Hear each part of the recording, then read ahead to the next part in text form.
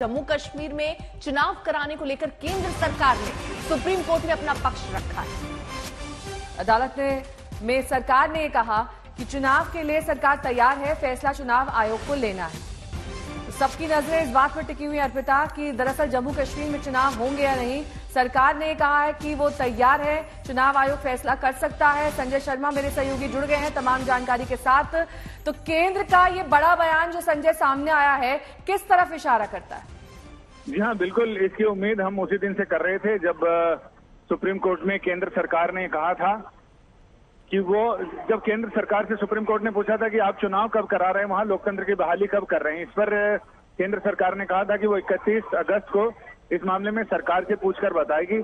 और उसी समय ये उम्मीद लग रही थी क्योंकि वहां पर मतदाता सूची अपडेट करने का काम चल रहा है और डिलिमिटेशन का काम पूरा हो चुका है।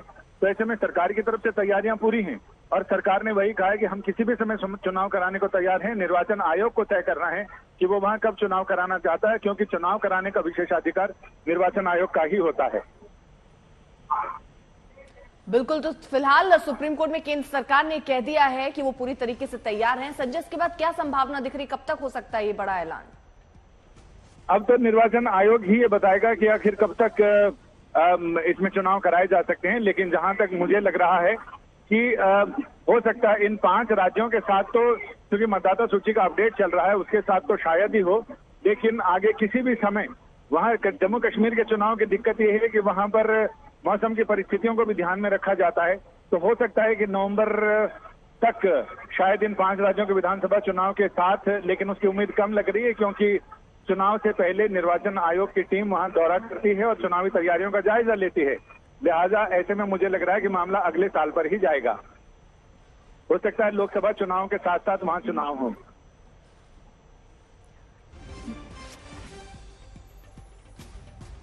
तो सरकार तैयार है, चुनाव आयोग फैसला करे। केंद्र की ओर से 31 अगस्त जो आज डेट तय की गई थी उस पर ये बड़ा बयान।